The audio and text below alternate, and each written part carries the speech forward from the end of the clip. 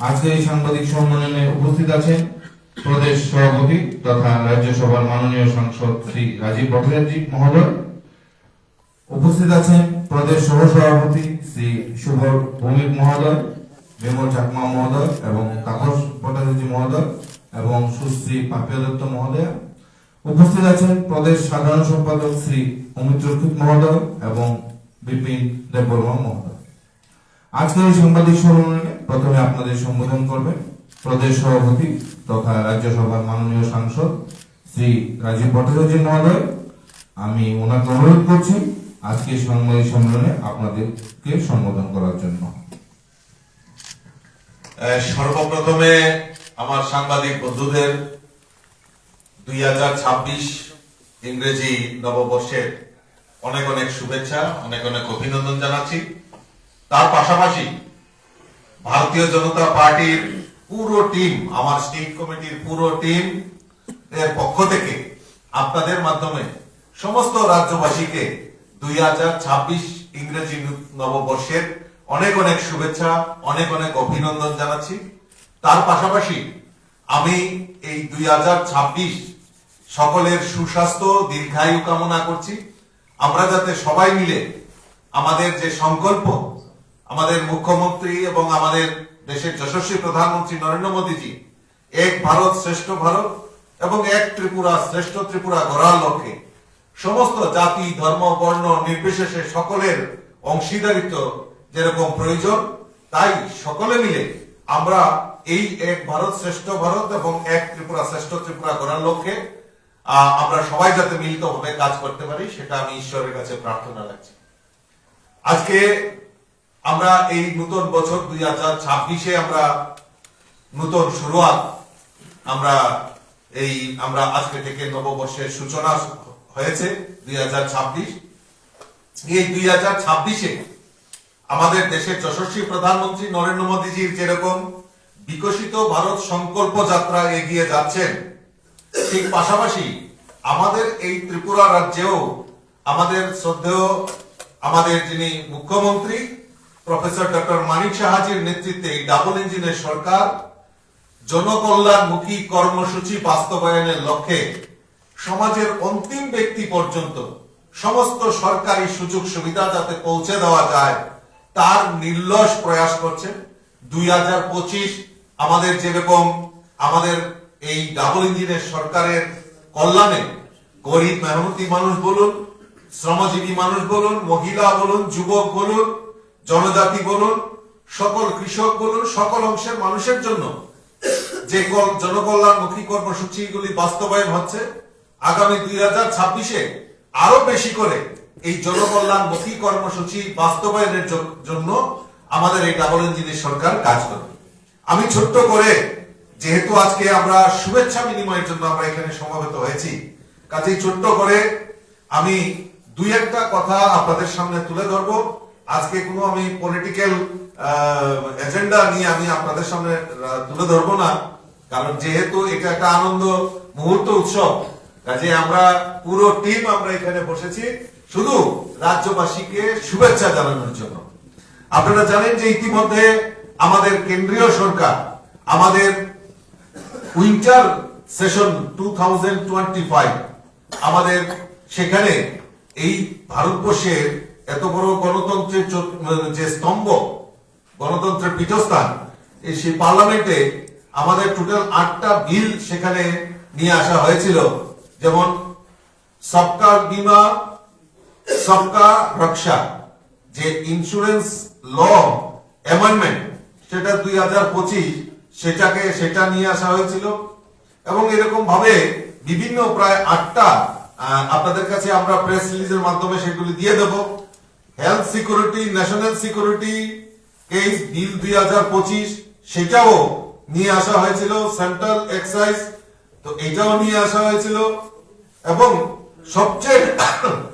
সবচেয়ে উল্লেখযোগ্য সেটা হলো আমাদের বিকশিত ভারত রোজগার এবং আজীবিকা গ্যারান্টি গ্রামীণ, জি রামজি, তার এই বিলটা পার্লামেন্টের আমাদের লোকসভা এবং রাজ্যসভাতেও সেই বিল সেখানে পাস করা হয় এবং এটা পরবর্তী সময়ে অনুমোদনের জন্য আমাদের সেই রাষ্ট্রপতির কাছে অনুমোদনের জন্য গেছেন, এবং সেটাতে এই বিলে কি রয়েছে এটা নিয়ে বহু চর্চিত, বহু জায়গায় আলোচনা হয়েছে। তো এই যে জি রামজি যে বিলটা নিয়ে আসা হয়েছে, যে বিকশিত ভারত রোজগার আজীবিকা গ্যারান্টি মিশন গ্রামীণ, তাতে এর আগে যেরকম মনরেগাতে মেইনটেইন ছিল যে 100 দিনের কাজের গ্যারান্টি, সেটাকে বৃদ্ধি করে 125 দিন করা হয়েছে। আর সবচেয়ে বড় জিনিস যেটা আমরা দেখতে পাই, এই বিলটা যদি আমরা পর্যালোচনা করি তাহলে আমরা দেখতে পারবো যে সেখানে আমাদের স্বচ্ছতাকে প্রাধান্য দিয়ে সেখানে এই বিলটাতে এই বিলটাকে পরিবর্তন করা হয়েছে। স্বচ্ছতা মানে কি? যেরকম আমরা এই ত্রিপুরা রাজ্যে যদি আমরা দেখি যে এইটাকে নিয়ে পলিটিক্যালাইজেশন, অর্থাৎ কোন স্থায়ী সম্পদ তৈরি না করে কিছু কিছু সুবিধাভোগী এবং কিছু স্বার্থান্বেষী লোকেরা এই মনরেগাকে পাথেয় করে তারা তাদের ব্যক্তিগত সম্পত্তি, তাদের যে আর্থিক রোজগার সেটা বৃদ্ধির লক্ষ্যে সেই কাজটা করেছে। আমরা ত্রিপুরা রাজ্যের কথাই যদি আমরা দেখি, বিগত দিনে আমরা যদি দেখি যে ত্রিপুরা রাজ্য প্রায় 10,000 স্কয়ার কিলোমিটার, কিন্তু তার যে পরিসংখ্যান, এই রেগার কাজের যে পরিসংখ্যান যদি আমরা বিশ্লেষণ করি তার আগে, তাহলে সেখানে আমরা দেখব প্রায় 15,000 স্কয়ার কিলোমিটারের উপর এখানে পুকুর খনন হয়ে গেছে। তো আমরা যেখানে দাঁড়িয়ে আছি সেটাও একটা পুকুরের মধ্যে আমরা দাঁড়িয়ে প্রেস কনফারেন্স করছি। তো এই সমস্ত স্বচ্ছতা কে নির্মূল করার জন্য এবং যাতে স্থায়ী সম্পদ এবং কৃষি কাজে রেগার কাজ মানে এই জি রামজি সেটা যাতে বেশি ব্যবহার করা যায়, তার জন্য এই বিলটাতে পরিবর্তন করা হয়েছে। এবং সেখানে যে আমাদের রিপোর্ট নয়, সিএ যে রিপোর্টেও এই দুর্নীতির কথা সেখানে উল্লেখ করা আছে। তো কাজেই এই বিল যখন আমাদের লাগু হবে, সেখানে আমাদের টাইম বাউন্ড ওয়ার্ক এবং অ্যাসেট তৈরি করা, কৃষি কাজে যাতে জি রামজি সেখানে ব্যবহৃত হয় তার ব্যবস্থা করা, মেইনটেন্স বৃদ্ধি করা, এবং সেখানে আমাদের যারা এই স্বচ্ছতার মাধ্যমে যাতে পেমেন্ট, আমরা জানি ডিবিডির মাধ্যমে আমাদের ব্যাংকে প্রদান করা হতো, আগে রেগার মজুরি দেওয়া হতো, বিভিন্ন ক্যাশের মাধ্যমে দেওয়া হতো, তার মধ্যে আর্থিক কেলেঙ্কারি সেটা বড় করে সেখানে দেখা হতো। কিন্তু আজকে ডিবিডির মাধ্যমে আমাদের যারা প্রকৃত যারা শ্রমিক তাদের যে ন্যায্য পাওনা ডিবিডির মাধ্যমে ব্যাংকের মাধ্যমে প্রদান করা হবে, তার মধ্যে স্বচ্ছতা, অরিজিনালিটি, সেটা স্বচ্ছতা আমরা খুঁজে পাবো, সেই বিলে সেটা প্রভিশন রাখা হয়েছে। এবং জিআই টেক, আপনারা জানেন জিও ট্র্যাকিং এর মাধ্যমে এআই টেকনোলজি যে নতুন এসে এআই টেকনোলজিকে ব্যবহার করে, অর্থাৎ একটা স্বচ্ছতা আনার জন্য সেই বিলটাকে প্রভিশনে আনা হয়েছে।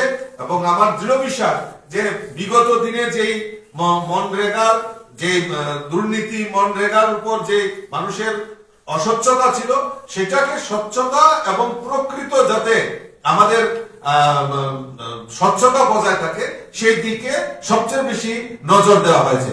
এবং পরিকাঠামো উন্নয়ন, আজকে জি রামজির কল্যাণে গ্রামে যে আমাদের অ্যাসেট তৈরি হবে, সেটা আগামী দিন আমাদের বিকশিত ভারত যে সংকল্প যাত্রা মোদীজি আমাদের দেখিয়েছেন, সেখানে তার নিরাপত্তা সুনিশ্চিত করা হবে। তাই আমরা আমাদের দেশের যশস্বী প্রধানমন্ত্রী নরেন্দ্র মোদীজিকে এই আজকের এই শুভ দিনে 2026 আপনাদের মাধ্যমে আমরা পুরো টিম ভারতীয় জনতা পার্টির যারা অফিস বেয়ারার, পুরো টিমের পক্ষ থেকে দেশের যশস্বী প্রধানমন্ত্রী নরেন্দ্র মোদীজিকে অনেক অনেক শুভেচ্ছা এবং অনেক অনেক অভিনন্দন জানাচ্ছি। তার পাশাপাশি আমাদের রাজ্যের সরকার, এই রাজ্যে আমাদের ডাবল ইঞ্জিনের সরকার, আমাদের ভারতীয় জনতা পার্টির নেতৃত্বে আমাদের মাননীয় মুখ্যমন্ত্রী প্রফেসর ডক্টর মানিক শাহ হাজির নেতৃত্বের সরকার, আমাদের যে মূল লক্ষ্য যে সমাজের অন্তিম ব্যক্তি পর্যন্ত পৌঁছে যাওয়া, আর আমাদের কাছে আমাদের সরকারের মূল লক্ষ্য এই রাজ্যের মহিলা, এই রাজ্যের যুবক, এই রাজ্যের কৃষক, এই রাজ্যের আমাদের শ্রমিক, গরিব মেহনতি মানুষ থেকে শুরু করে আমাদের সবচেয়ে বড় জিনিস যেটা ত্রিপুরা রাজ্যে একটা জনজাতি অংশের মেজর পোরশন প্রায় 30% উপর জনজাতি অংশের মানুষ সেখানে আমাদের ত্রিপুরা রাজ্যে বসবাস করে। তাদের ডেভেলপমেন্টের জন্য আমাদের রাজ্য সরকার 2025 কে সামনে রেখে 2025-এ বিগত দিনে যে কাজগুলি করেছে জনকল্যাণমুখী কর্মসূচি, সেগুলি 26-এও আমাদের অর্থ বছরে সেইগুলিকে লক্ষ্যমাত্রা রেখে দ্রুততার সঙ্গে আমাদের কেন্দ্রীয় সরকারের প্রকল্পই হোক আর রাজ্য সরকারের প্রকল্পই হোক দ্রুততার সঙ্গে এবং স্বচ্ছতার সঙ্গে কাজ করে চলছে। তাই ভারতীয় জনতা পার্টির এই পুরো টিমের তরফ থেকে আমাদের রাজ্যের সরকার এবং রাজ্যের মাননীয় মুখ্যমন্ত্রী প্রফেসর ডক্টর মানিক সাহা জিকেও আমরা এই ইংরেজি নববর্ষের অনেক অনেক শুভেচ্ছা আমরা জানাচ্ছি। আমি স্কিমগুলি দুই একটা আপনাদের সামনে তুলে ধরছি। যেরকম আমাদের মুখ্যমন্ত্রী ট্রাইবাল ডেভেলপমেন্ট মিশন, মুখ্যমন্ত্রী মডেল ভিলেজ স্কিম, মুখ্যমন্ত্রী মৎস্য বিকাশ যোজনা, মুখ্যমন্ত্রী integrated crop management programme, development of horticulture, মুখ্যমন্ত্রী প্রাণী সম্পদ বিকাশ যোজনা এবং বিভিন্ন মুখ্যমন্ত্রী সামাজিক সহায়তা প্রকল্প, মুখ্যমন্ত্রী স্পোর্টস ডেভেলপমেন্ট স্কিম, এরকম আমি যদি পড়তে থাকি অনেক এই 2025-26 অর্থ বছরকে সামনে রেখে জনকল্যাণমুখী কর্মসূচিগুলি বাস্তবায়নের জন্য আমাদের সরকার কাজ করছে। তার মধ্যে উল্লেখযোগ্য আমাদের, আপনারা জানেন যে আমাদের সরকার মহিলাদের ক্ষমতায়নের জন্য আমাদের সরকার বদ্ধপরিকর। সবচেয়ে বেশি আমাদের যে দেশের প্রধানমন্ত্রীও বলছেন যে আত্মনির্ভর ভারত আর আত্মনির্ভর মহিলা, তৎসঙ্গে আমাদের এই ত্রিপুরা রাজ্যেও আত্মনির্ভর ত্রিপুরা, আত্মনির্ভর মহিলা, এই মহিলা সশক্তিকরণ করার জন্য, মহিলাদের এম্পাওয়ারমেন্ট করার জন্য আমাদের সরকার বিভিন্ন পরিকল্পনা নিয়েছেন। তার মধ্যে সবচেয়ে যেটা রাজ্য সরকার মহিলাদের সশক্তিকরণের উপর বিশেষ গুরুত্ব দিয়েছেন। মহিলাদের অধিকারকে সুরক্ষার প্রশ্নে তাদের অর্থনৈতিক অগ্রগতি প্রাধান্য দেওয়া হয়েছে। ইতিমধ্যে লাখপতি দিদি, ড্রোন দিদি এবং বিভিন্ন ভাবে মহিলাদের কিভাবে আত্মনির্ভর করা যায় সেই প্রকল্প নিয়ে আমাদের সরকার কাজ করছে। প্রকল্পগুলির মধ্যে হলো মুখ্যমন্ত্রী বালিকা সমৃদ্ধি যোজনা, যেখানে বিপিএল পরিবারে কোনো কন্যা সন্তানের জন্ম হলে রাজ্য সরকার সেই নবজাতক কন্যা সন্তানের জন্য নামে 50,000 টাকা বন্ড করবে। 18 বছর হলে সেই কন্যা সন্তান 10 লক্ষ টাকা পাবে। সেখানে তার জন্য ব্যবস্থা আমাদের রাজ্য সরকার রেখেছে। আরেকটি প্রকল্প হলো মুখ্যমন্ত্রী কন্যা আত্মনির্ভর যোজনা, যার আওতায় ত্রিপুরা বোর্ড, সিবিএসই এবং আইসিএসসি বোর্ড থেকে কৃতিত্বের সাথে পরীক্ষায় উত্তীর্ণ হওয়া মেধাবী ছাত্রীদের স্কুটি দেওয়া হবে। এরকম আমার কাছে অনেক জিনিস রয়েছে। সমাজ কল্যাণ ও সমাজ শিক্ষা দপ্তর চালিত অর্থ বছরে আগরতলা অভয়নগরে আপ টাওয়ার কেয়ার হোম তথা মহিলা আশ্রমের 2 ছাত্রীকে হোস্টেলের ম্যানেজমেন্ট উচ্চ শিক্ষা গ্রহণের জন্য স্পন্সর করেছে। প্রথম বর্ষের কোর্স ফি বাবদ দেওয়া হয়েছে 3,12,000 টাকা। এইভাবে বিভিন্ন ভাবে আজকে আপনারা জেনে আরো খুশি হবেন যে পরিবহন দপ্তরের সহায়তায় 45 জন মহিলাকে ড্রাইভিং এর প্রশিক্ষণ দিয়ে তাদেরকে ড্রাইভিং লাইসেন্স দেওয়া হয়েছে, যার মাধ্যমে আজকে মহিলারাও আত্মনির্ভর, যে আজকে আমাদের ট্রান্সপোর্ট ড্রাইভিং সেক্টরেও আমাদের মহিলাদের পার্টিসিপেশন আমরা দেখতে পাচ্ছি। সমাজ কল্যাণ ও সমাজ শিক্ষা দপ্তরের পক্ষ থেকে 50 জন মহিলাকে বিভিন্ন খাদ্য সামগ্রী তৈরির প্রশিক্ষণ দেওয়া একটি সংস্থাকে 1,51,080 টাকা দেওয়া হয়েছে এবং বিভিন্ন স্কিমের মাধ্যমে মহিলাদের আত্মনির্ভর করা এবং মহিলাদের যেখানে যাতে আত্মনির্ভর হতে পারে তার জন্য আমাদের রাজ্য সরকার বিভিন্ন স্কিম সেখানে চালু করেছে। শুধু মহিলা নয়, যুবকদের আত্মনির্ভরের ক্ষেত্রে, কর্মসংস্থানের ক্ষেত্রে একটা ব্যাপক যে আমরা দেখলাম যে ট্রান্সপারেন্ট রিক্রুটমেন্ট পলিসি, সেটাকে প্রাধান্য দিয়ে আমাদের সরকার সেখানে কাজ করে চলছে। যার ফলে দেখবেন এত চাকরি দেওয়ার পরেও একটা মামলাও আমাদের হাইকোর্ট বলুন বা কোন সুপ্রিম কোর্ট বলুন, কোন জায়গায় মামলা হয়নি, কারোর চাকরি যায়নি। কারণ আমরা আমাদের যে লক্ষ্যমাত্রা সে স্বচ্ছতার মাধ্যমে কর্মসংস্থান, যাতে সরকারি কর্মচারী ও সরকারি কর্মচারীর ক্ষেত্রে সরকারি চাকরির ক্ষেত্রে স্বচ্ছতা, সেটা আমাদের সরকার প্রায়োরিটি দিয়ে কাজ করছে। বাকি যারা রয়েছেন তাদের জন্য স্কিলের মাধ্যমে যাতে ব্যবসা বাণিজ্য করতে পারে, তারা যদি ইন্ডাস্ট্রি গ্রো আপ করতে পারে, তার জন্য আমাদের সরকার সেখানে ব্যবস্থা গ্রহণ করেছে। আমি ধন্যবাদ জানাই আমাদের রাজ্য সরকারকে। জনজাতি কল্যাণে ইতিমধ্যেই আমাদের সরকার আমাদের বিভিন্নভাবে আমাদের জনজাতি এলাকায় উন্নয়নের জন্য আমাদের সরকার কাজ করছে। ইতিমধ্যে আপনারা জানেন যে আমাদের যে আনারস সবচেয়ে বেশি জনজাতি এলাকায় আমাদের আনারস, এই আনারসকে জিআই ট্যাগ করা হয়েছে। আমাদের জনজাতি রমণীদের যে পাঁচরা এবং রিসা তৈরি করে সেটাকে জিআই ট্যাগ করা হয়েছে। গত কিছুদিন আগে শীতকালীন অধিবেশনে আমি আমার তরফ থেকে আমাদের যে রাজ্যে উৎপাদিত যে আমাদের গন্ধকি লেবু রয়েছে, আপনারা সেন্টেড লেমন, বিন্নি চাল, খাসার চাল, সেইগুলি আমাদের জনজাতি এলাকায় সবচেয়ে বেশি উৎপাদিত হয় জুম কাল্টিভেশন করে। আর সেখানে সেইগুলিকে জিআই ট্যাগ করার জন্য পার্লামেন্টে আমি সেটা আবেদন রেখেছি। আর আমার দৃঢ় বিশ্বাস আমাদের দেশের প্রধানমন্ত্রী নরেন্দ্র মোদীজিও সেই জিআই ট্যাগ মানে যাতে এইগুলি যাতে বাজারজাত করা যায় এবং ভারতবর্ষ ত্রিপুরার এই উৎপাদিত সামগ্রী যাতে বিশ্বের মানচিত্রে যাতে আসতে পারে, তার জন্য নিশ্চয়ই আমাদের দেশের যশস্বী প্রধানমন্ত্রী সেই ব্যাপারে নিশ্চয়ই সদাত্মক ভূমিকা পালন করবে। আর ইতিমধ্যে আপনারা জানেন আমাদের রাজ্যে ওয়ার্ল্ড ব্যাংকের দ্বারা 1400 কোটি টাকা বিনিয়োগ Tripura rural economic growth and service delivery project বাস্তবায়নের জন্য আমাদের সরকার ইতিমধ্যে ব্যবস্থা গ্রহণ করেছে। আমাদের যাতে আমি প্রথমে বলেছি যে আমাদের জনজাতি এলাকায় যুবক যুবতীদের এবং তাদের রোজগার কিভাবে বৃদ্ধি করা যায়, তার জন্য আমাদের মাননীয় মুখ্যমন্ত্রী সদাত্মক ভূমিকা পালন করছেন। ইতিমধ্যে মুখ্যমন্ত্রী জনজাতি বিকাশ যোজনা এখন পর্যন্ত 9,326 জন জনজাতি সুবিধাভোগীকে 25,000 টাকা করে আর্থিকভাবে সহায়তা করা হয়েছে। এর জন্য প্রায় ব্যয় হয়েছে প্রায় 23,31,50,000 টাকা। তো আমাদের সরকারের মূল প্রায়োরিটি, কারণ আমাদের সরকার বিশ্বাস করে যে আমাদের এই রাজ্যের জনজাতিদের বিকাশের মাধ্যমে এই রাজ্যের উন্নয়ন সম্ভব। আমরা এক ত্রিপুরা শ্রেষ্ঠ ত্রিপুরা গর্ব, কিন্তু জনজাতিদের বাদ দিয়ে সেটা কোনোদিনও সম্ভব নয়। আমাদের সরকার সেটা প্রায়োরিটি বেসিসে ইতিমধ্যে আমাদের সরকার প্রায় 12টি আমাদের ব্লক যেখানে জনজাতি অংশের মানুষের বসবাস বেশি, আমাদের সরকার সেই 12টি ব্লককে ইন্সপিরেশন ডিস্ট্রিক্ট ইন্সপিরেশন ব্লক ঘোষণা করে সেই ব্লকগুলিতে কিভাবে আর্থিক বেশি সহায়তা করা যায় তার জন্য ব্যবস্থা আমাদের সরকার করেছে।